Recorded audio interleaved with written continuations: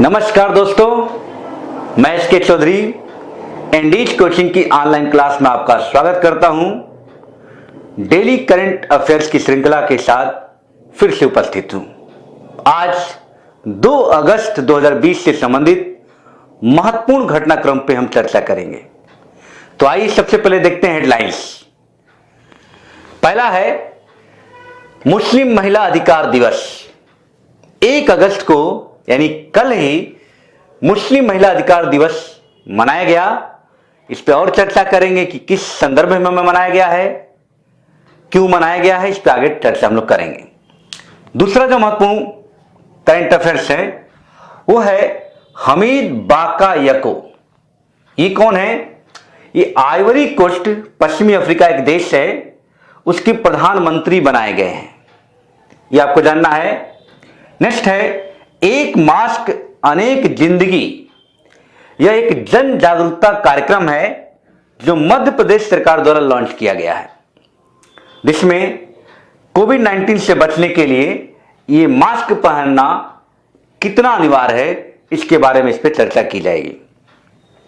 Next है great profit 14। ये क्या है? यह वास्तव में ईरान का एक सैन्य अभियान है। इस अभियान में पहली बार भूमिगत बैलिस्टिक मिसाइलों को लॉन्च किया गया है। तो यह भी महत्वपूर्ण प्रश्न है, ऐसे पूछेगा डायरेक्ट कि ग्रेट प्रॉफिट 14 क्या है, तो एक लाइन में उत्तर ईरान का सैन्य अभियान। नेक्स्ट है भारत सरकार ने विश्व बैंक के साथ एक समझौता किया है और इस समझौता किस संदर्भ में है? चंबल के बिगड़ों को कृषि योग्य भूमि में बदलने के संदर्भ में।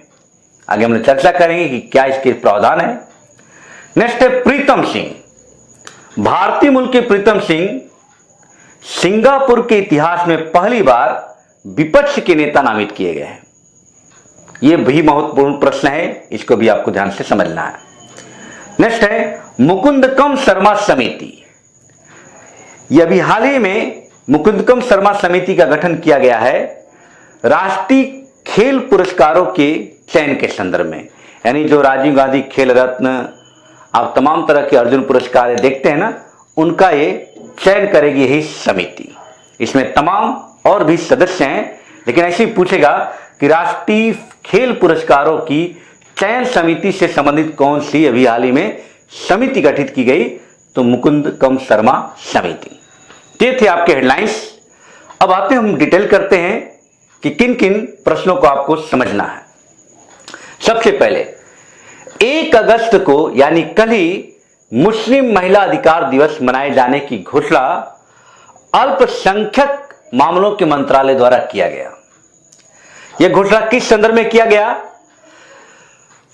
3 तलाक को समाप्त करने के संदर्भ में Muslim women protect of right on marriage act 2019, इसी के संदर्भ में यह मुस्लिम महिला अधिकार दिवस योजना मनाए जाने की घोषणा की गई है। तो आपको समझना है। नेक्स्ट है हमीद बाकायको। ये है आइवरी कोस्ट के प्रधानमंत्री बनाए गए हैं और आइवरी कोस्ट पश्चिमी अफ्रीका का एक छोटा सा देश है। इसकी राजधानी है यामूसुक्रो।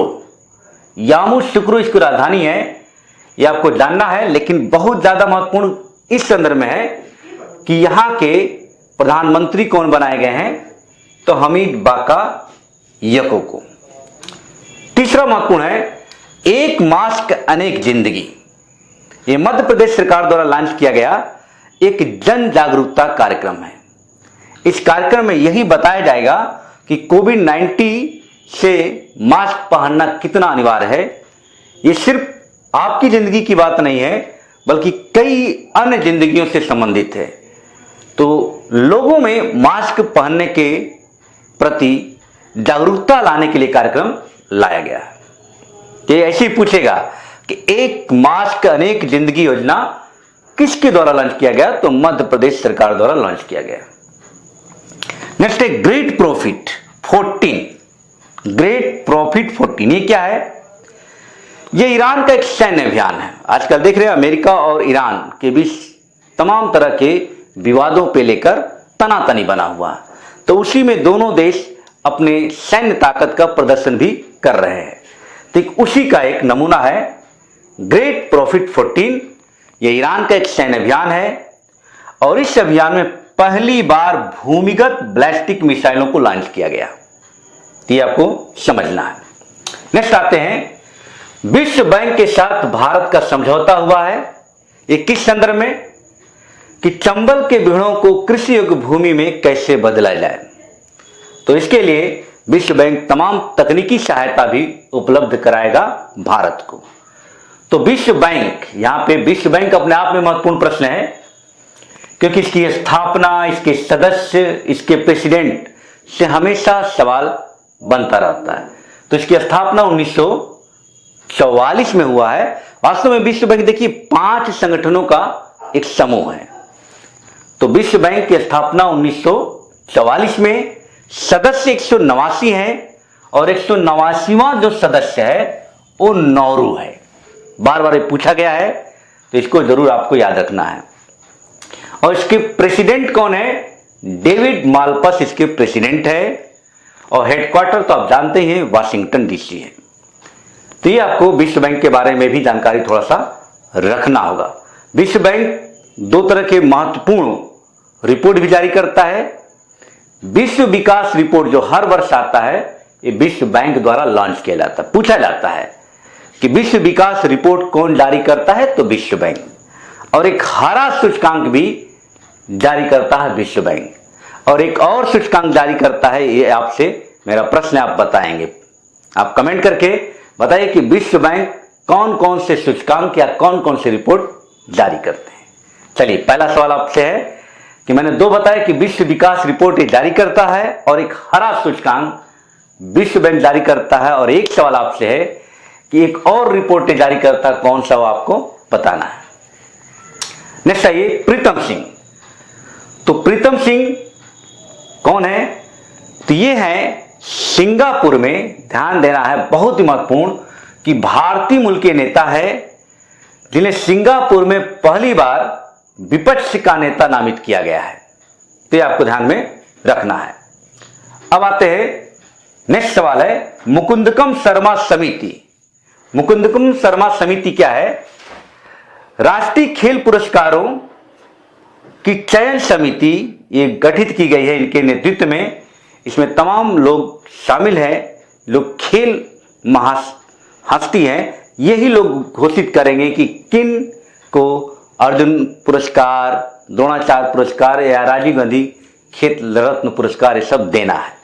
तो ये थे आज के महत्वपूर्ण हेडलाइंस। अब आइए टू द पॉइंट समझ लेते हैं कि क्या आपको याद करना है।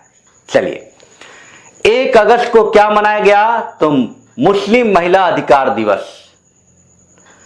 हामिद बाकायोको क्यों चर्चा में थे? क्योंकि आइवरी कोस्ट के प्रधानमंत्री इनको बनाया गया। 1 मास्क अनेक जिंदगी कार्यक्रम किस सरकार द्वारा लॉन्च किया गया? तो मध्य प्रदेश सरकार द्वारा। ग्रेट प्रॉफिट 14 क्या है? ईरान का एक सैन्य अभियान है जिसमें पहली बार भूमिगत बैलिस्टिक मिसाइल लॉन्च की गई। भारत सरकार ने भी हाल ही में विश्व बैंक के साथ किस संदर्भ में समझौता किया है? तो चंबल के बीड़ों को कृषि योग्य भूमि में बदलने के संदर्भ में। भारतीय मूल के प्रीतम सिंह क्यों चर्चा में आए?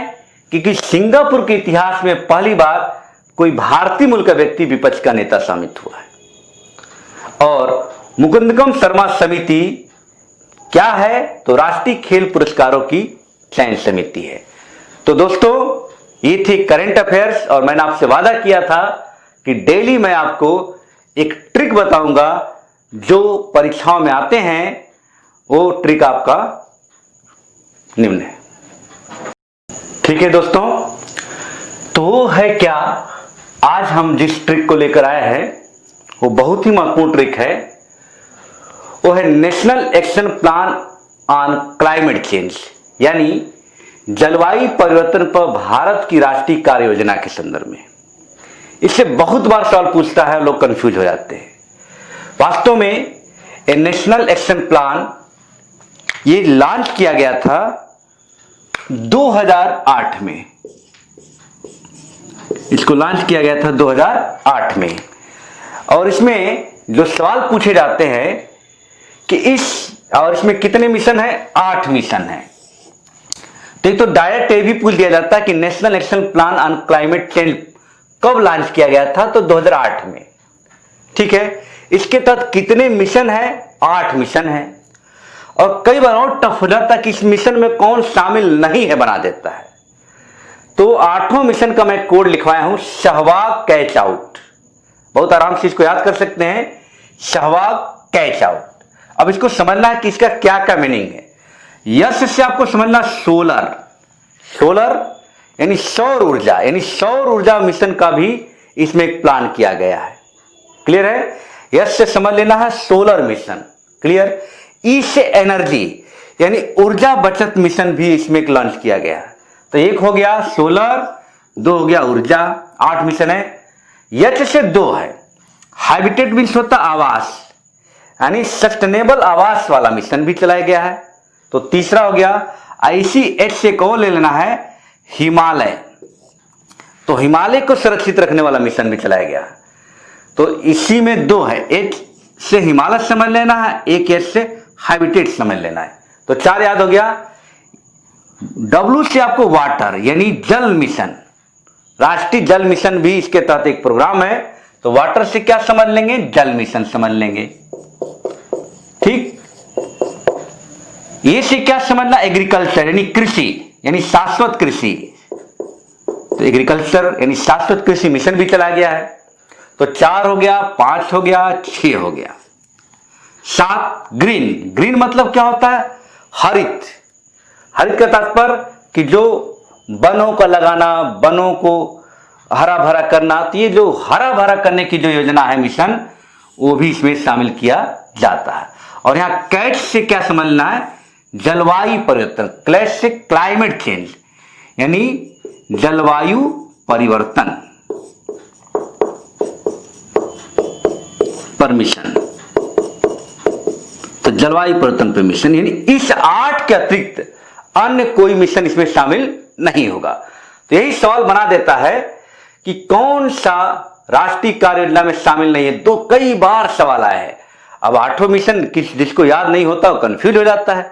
अब अगर सवाल बना दे मैं आपसे कि बताइए कि जलवायु परिवर्तन पर भारत की राष्ट्रीय कार्य योजना में कौन शामिल नहीं है, उसमें मैं दे दूं सोलर मिशन, ऊर्जा मिशन दे दे, नाभिकीय ऊर्जा मिशन दे दे, नाभिकीय दे दे, आवास तो कौन शामिल नहीं होगा, न्यूक्लियर हमने कहीं बोला नहीं। तो बस ये ध्यान के, यस से सोलर मिशन, ई से एनर्जी बचत मिशन, यस से हैबिटेट आवास मिशन, एक एस से हिमालय की सुरक्षा करने वाला मिशन, डब्ल्यू से वाटर जल मिशन, ए से एग्रीकल्चर यानी शाश्वत या सस्टेनेबल कृषि मिशन, डी से ग्रीन यानी हरित विकास जो करने की बात कहे, हरा भरा बनाने का। इसके जगह कई बार ग्रीन के जगह वन भी देगा, वनों को लगाना, वन आरोपण भी इसके मिशन के तहत आ जाएगा। अब कैच से आप क्या समझिए, क्लाइमेट चेंज यानी जलवायु परिवर्तन पर मिशन। यही इसके 8 मिशन है। आशा है आप लोगों को समझ में आ गया होगा। और इससे जो भी प्रश्न आएंगे आप अब आसानी से कर सकते। 3-4 प्रश्न इससे आएगा, कब आया, 8 में कितने मिशन है, 8 मिशन है, और कौन कौन इसमें है आपको मैंने बता दिया। तो दोस्तों अगर पसंद आया हो तो लाइक कीजिए, शेयर कीजिए और सब्सक्राइब कीजिए। कल हम फिर 3 अगस्त को महत्वपूर्ण करंट अफेयर के साथ उपस्थित होंगे। जय हिंद।